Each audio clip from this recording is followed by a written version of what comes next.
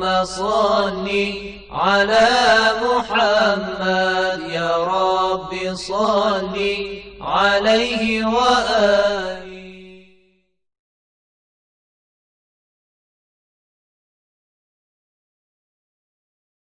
أعوذ بالله من الشيطان الرجيم. بسم الله الرحمن الرحيم. الحمد لله رب العالمين والصلاة والسلام على رسول الأعظم محمد صلى الله عليه وآله وسلم وعلى أهل بيته الطيبين الطاهرين. أقول لكم السلام عليكم ورحمة الله وبركاته.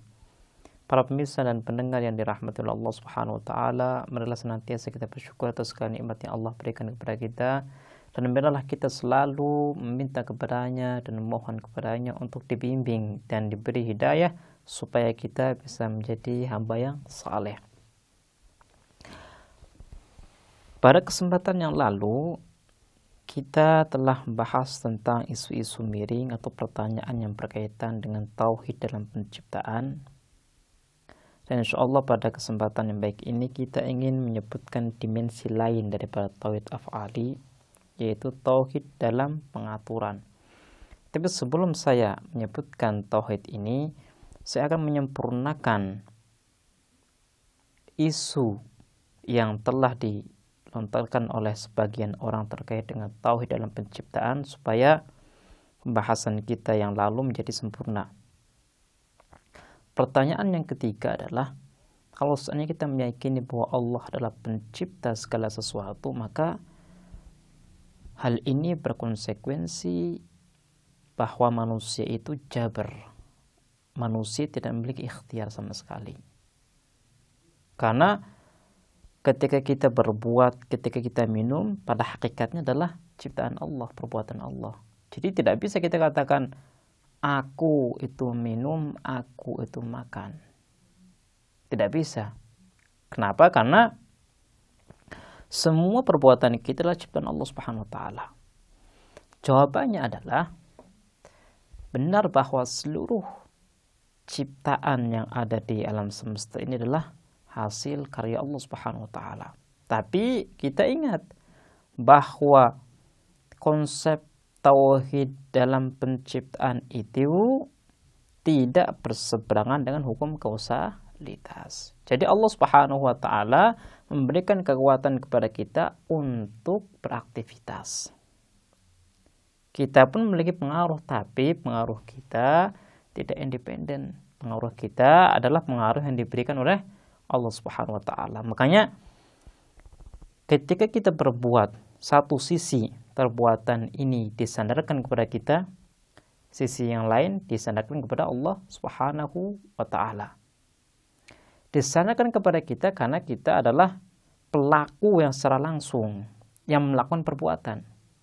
Disandarkan kepada Allah karena semua kekuatan dan fasilitas yang kita miliki adalah milik Allah Subhanahu wa taala. Ini adalah pembahasan yang menyempurnakan pembahasan sebelumnya, yaitu konsep tauhid dalam penciptaan. Pada kesempatan yang baik ini kita ingin memasuki pembahasan baru, yaitu tauhid dalam pengaturan. Kalau kita membaca sejarah, maka kita akan menemukan bahwa di zamannya Nabi itu banyak orang-orang yang syirik, yang menyekutukan Allah Subhanahu wa taala. Kalau kita menyebutkan kata syirik, maka kata syirik itu banyak macamnya.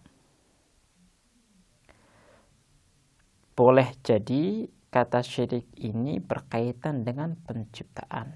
Kita meyakini bahwa Allah itu memiliki sekutu dalam menciptakan alam semesta.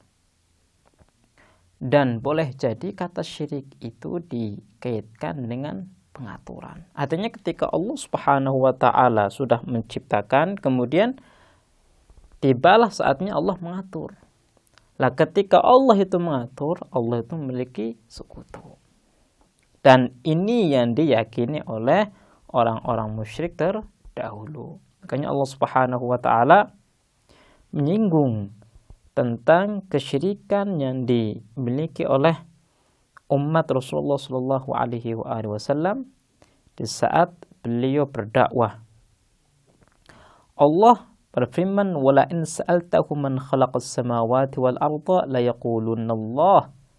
Kalau seandainya kamu bertanya kepada mereka, orang-orang yang syirik, orang-orang yang ada di sekitarmu, siapa yang menciptakan langit dan bumi? Mereka pasti akan mengatakan Allah Subhanahu wa taala.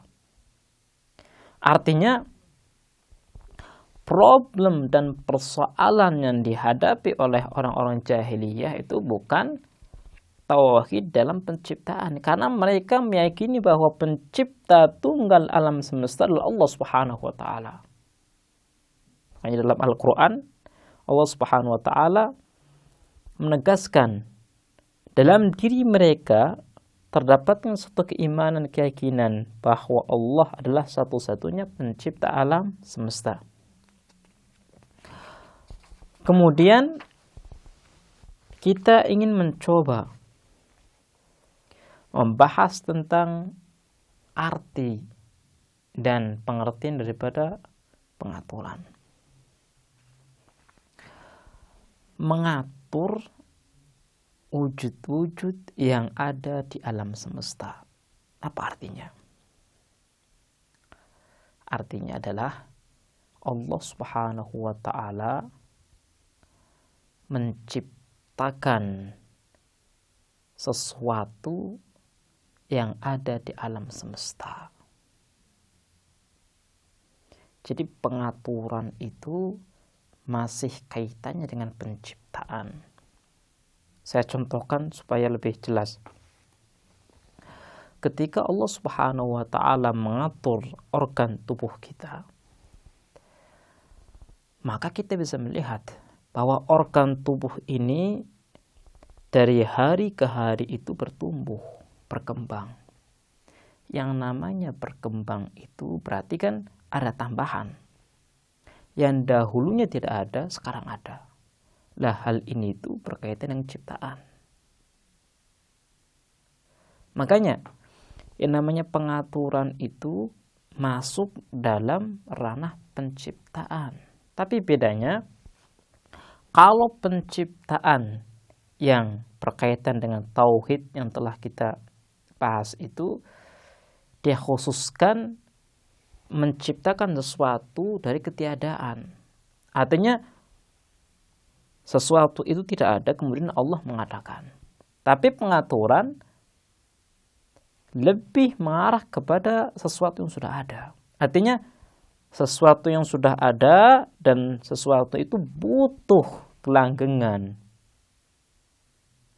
Dan langgengnya sesuatu itu membutuhkan kekuatan Allah Subhanahu wa taala.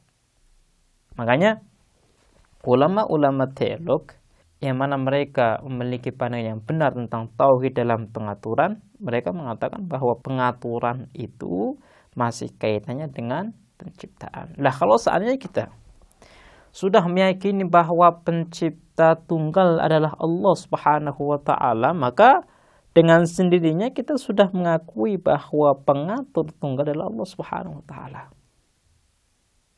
Ini adalah satu konsekuensi yang harus kita terima. Kalau seandainya dalam pembahasan tauhid dalam penciptaan kita sudah meyakini, sudah mengimani bahwa Allah adalah satu-satunya zat yang menciptakan alam semesta. Berkaitan dengan tauhid dalam pengaturan, ada satu argumentasi yang disebutkan oleh Nabi Ibrahim alaihissalam, di mana Nabi Ibrahim alaihissalam ingin menunjukkan tentang kebatilan pandangan umatnya yang mengatakan bahwa wujud-wujud yang besar seperti matahari, bulan itu memiliki kekuasaan atas wujud-wujud yang kecil seperti manusia dan yang lain-lain. Nabi Ibrahim alaihissalam menunjukkan kepada orang-orang musyrik bahwa wujud-wujud yang besar seperti bulan dan matahari, wujud-wujud ini juga adalah ciptaan seperti kita. Mereka tidak memiliki pengaruh atas diri kita, pengaruh yang independen. mereka ini tidak memiliki kekuatan untuk mengatur kita. Makanya kalau kita melihat matahari, bulan, matahari itu kalau sudah malam sudah tidak ada. Bulan juga sama, kalau sudah siang tidak ada. Artinya matahari, bulan itu bukanlah pengatur yang sesungguhnya diri kita. Karena yang namanya pengatur yang sesungguhnya diri kita adalah dia yang harus memiliki kekuasaan, yang harus memiliki independensi. Dan semua yang kita lihat tidak memiliki hal itu. Makanya ada zat yang lain yang mengatur diri kita, dan itu adalah Allah. Ini adalah argumentasi yang dipakai oleh Nabi Ibrahim alaihissalam ketika berdakwah kepada umat beliau. Baiklah, insyaallah kita akan melanjutkan bahasan kita di kesempatan yang lain. Kita akhiri. Wassalamualaikum warahmatullahi wabarakatuh.